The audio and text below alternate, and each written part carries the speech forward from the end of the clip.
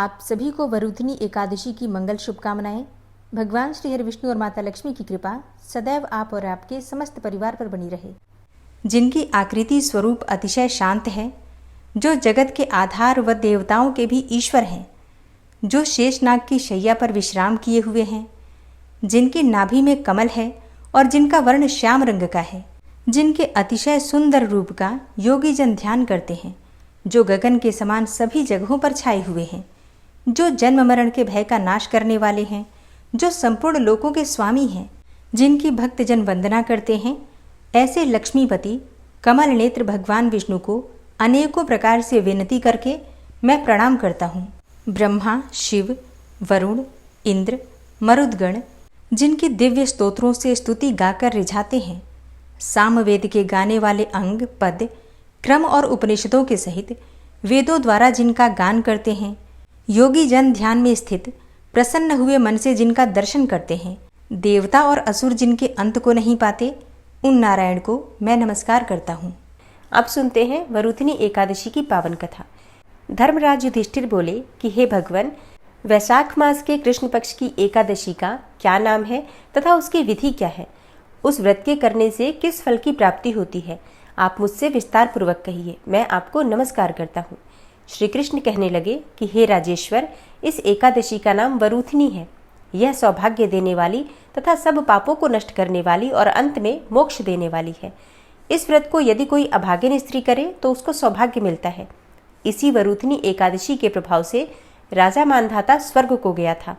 वरुधिनी एकादशी का फल 10,000 वर्ष तक तप करने के बराबर प्राप्त होता है।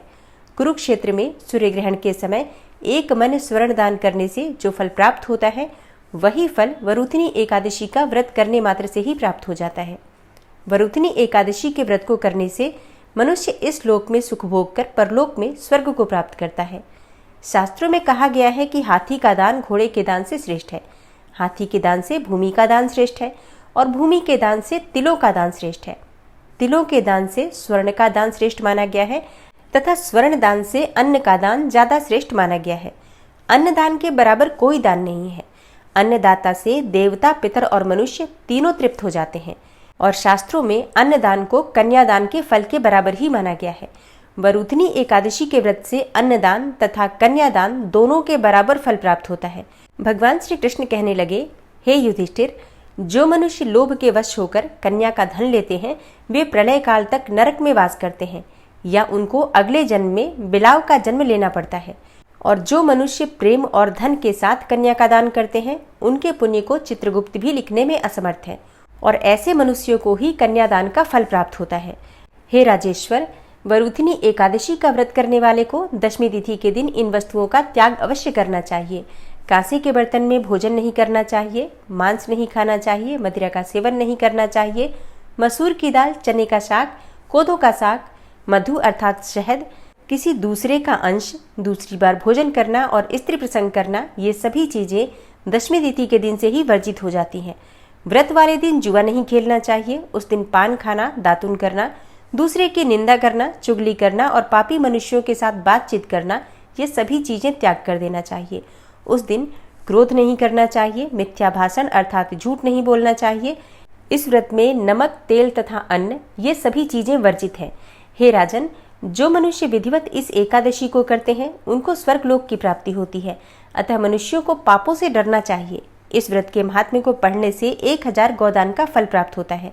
इसका फल गंगा स्नान के फल से भी अधिक होता है। हे राजन, अब मैं तुमसे वरुधिनी एकादशी की एक कथा का वर्णन करता हूँ, तुम ध्यान पूर्वक सुनो। प्राचीन काल में नर्मदा नदी के तट पर मानधाता नामक राजा राज्य करते थे। वह अत्यंत दानशील तथा तपस्वी थे। एक दिन जब वह जंगल में तपस्या कर रहे थे, तभी न जाने कहां से एक जंगली भालू आया और राजा का पैर चबाने लगा। राजा पूर्ववत अपनी तपस्या में लीन रहे, लेकिन कुछ देर के बाद पैर चबाते चबाते भालू राजा को घसीटकर पास के जंगल में ले गया। राजा बहुत घबराया, मगर तापस धर्म के अनुकूल उसने क्रोध और हिंसा न करके भगवान विष्णु से प्रार्थना की। करुण भाव से भगवान विष्णु को पुकारा। उसकी पुकार सुनकर भगवान श्री हरि विष्णु प्रकट हुए और उन्होंने चक्र से भालू को मार डाला। राजा का पैर भालू पहले से ही खा चुका था। इससे राजा बहुत ही शोकाकुल हुए।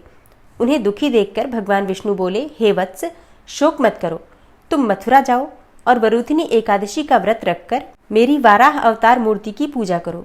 उसके प्रभाव से पुनः सुदृढ़ अंगों वाले हो जाओगे। इस भालू ने जो तुम्हें काटा है यह तुम्हारे पूर्व जन्म का अपराध था। भगवान विष्णु की आज्ञा मानकर राजा मानधाता ने मथुरा जाकर श्रद्धा पूर्वक वरुथिनी एकादशी का व्रत किया। इस व्रत के प्रभाव से राजा शीघ्र ही पुनः सुंदर और संपूर्ण अंगों वाला हो गया। इसी एकादशी के प्रभाव से राजा मानधाता स्वर्ग को गए थे। जो भी व्यक्ति भय से पीड़ित है उसे वरुथिनी एकादशी का व्रत रखकर भगवान विष्णु का स्मरण करना चाहिए। इस व्रत को करने मात्र से समस्त पापों का नाश होकर मोक्ष की प्राप्ति होती है। तो प्रेम से बोलिए भगवान श्री लक्ष्मी नारायण की जय, एकादशी माता की जय। और अब आप सुनेंगे एकादशी माता की कथा। एकादशी का व्रत एकादशी माता की कथा सुने बिना अधूरा ही माना जाता है, इसलिए पूरे श्रद्धा भाव से एकादशी माता की कथा भी जरूर सुननी चाहिए। एकादशी माता की कथा के अनुसार मुर नामक एक दैत्य था। रावण और कंस की तरह वो भी बड़ा आतंक मचाता था और स्वर्ग में देवों सहित सभी को पीड़ा देता था। सब लोग उससे रक्षा मांगकर श्रीमन नारायण की शरण में गए।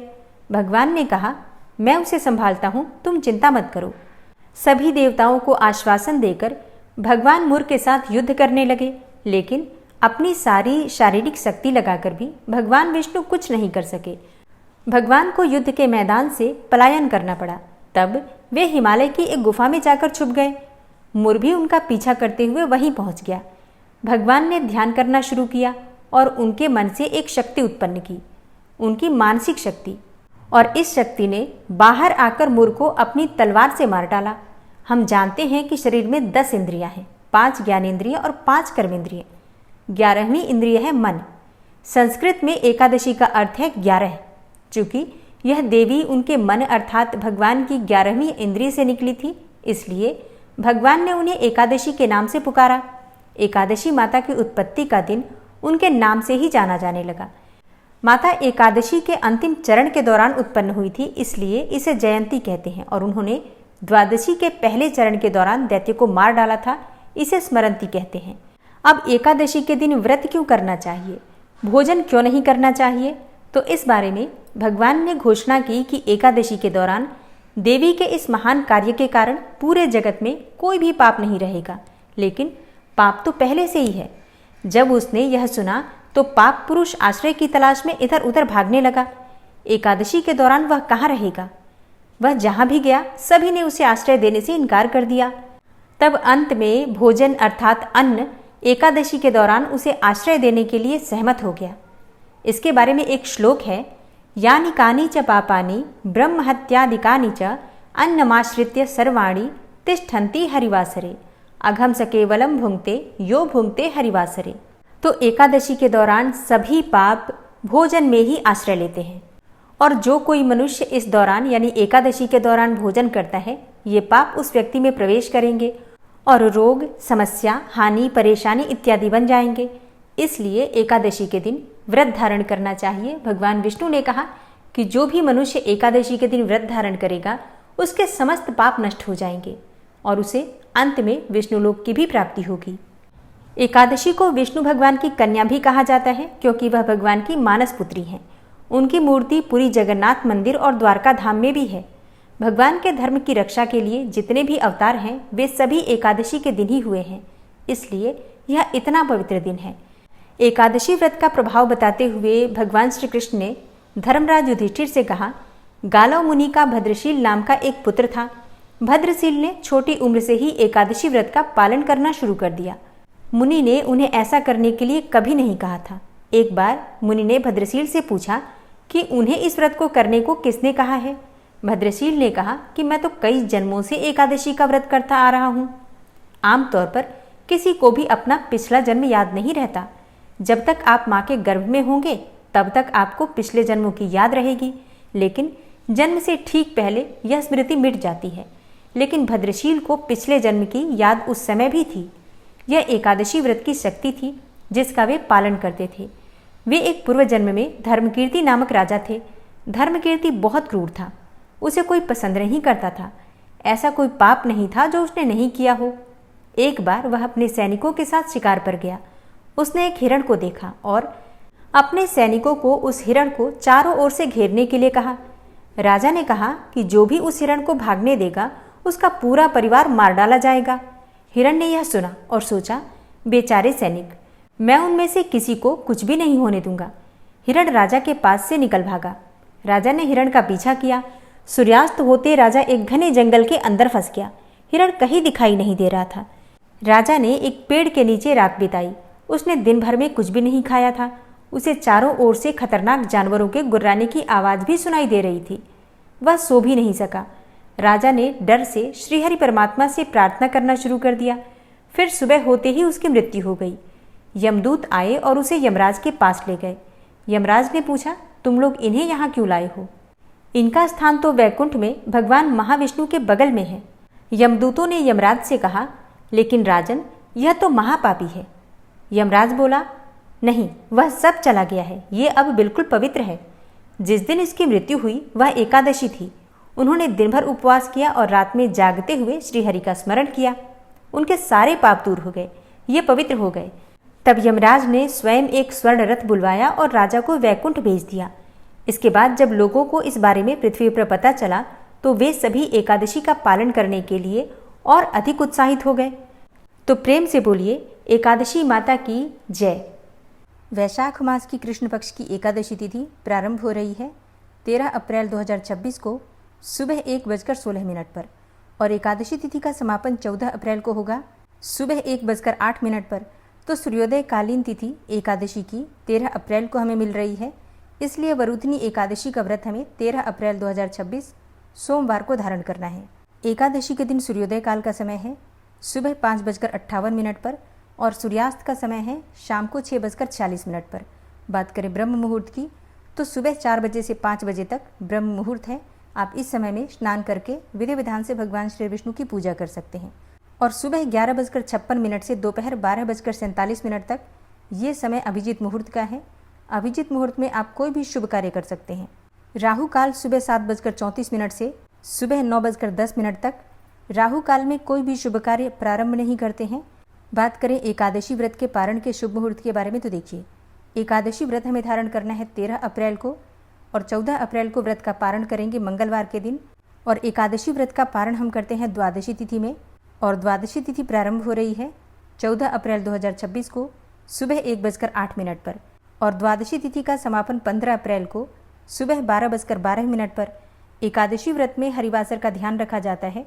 हरिवासर की समाप्ति के बाद ही व्रत का पारण करते हैं और हरिवासर समाप्त होगा मंगलवार के दिन यानी कि 14 अप्रैल को सुबह 6:54 पर। तो वरुथनी एकादशी व्रत के पारण का शुभ मुहूर्त है 14 अप्रैल 2026 मंगलवार सुबह 6:54 से सुबह 9 बजे तक। जो भक्त एकादशी का व्रत धारण करते हैं दशमी तिथि के दिन शुद्ध और सात्विक भोजन लेना है, ब्रह्मचर्य का पालन करना है और अगर संभव हो तो भूमि पर शयन करना है। एकादशी के दिन प्रातःकाल जल्दी उठकर स्नान इत्यादि से निवृत्त होकर भगवान सूर्यदेव को जल दीजिए। इसके बाद अपने व्रत का संकल्प लेकर विधि विधान से भगवान श्री विष्णु की माता लक्ष्मी की आराधना कीजिए। दिन भर आपको व्रत धारण करना है। फलाहार के द्वारा आप व्रत कर सकते हैं। शाम को संध्याकालीन पूजा कीजिए। रात्रि में जागरण कर सकते हैं, अखंड दीपदान कर सकते हैं। रात्रि जागरण और अखंड दीपदान से व्रत का संपूर्ण फल हमें प्राप्त होता है। द्वादशी तिथि में व्रत का पारण करते हैं तो सुबह जल्दी उठकर स्नान इत्यादि से निवृत्त होकर भगवान श्री विष्णु की पूजा कीजिए। शुद्ध और सात्विक भोजन बनाकर भगवान श्री विष्णु को भोग लगाइए, किसी ब्राह्मण को भोजन करवाइए। इसके बाद शुभ मुहूर्त में आप अपना व्रत खोल सकते हैं। तो दशमी से द्वादशी तक ये नियम होते हैं जिनका पालन हम करते हैं तो हमारे व्रत का संपूर्ण फल हमें प्राप्त होता है। उम्मीद करती हूँ वीडियो आपके लिए उपयोगी होगी। अच्छी लगी हो वीडियो तो लाइक कीजिए, शेयर कीजिए और चैनल पर पहली बार आए हैं तो सब्सक्राइब करके बेल आइकन को ज़रूर प्रेस कर लीजिए। मिलती हूँ मैं आपसे अगली वीडियो में, तब तक के लिए जय श्री राधे।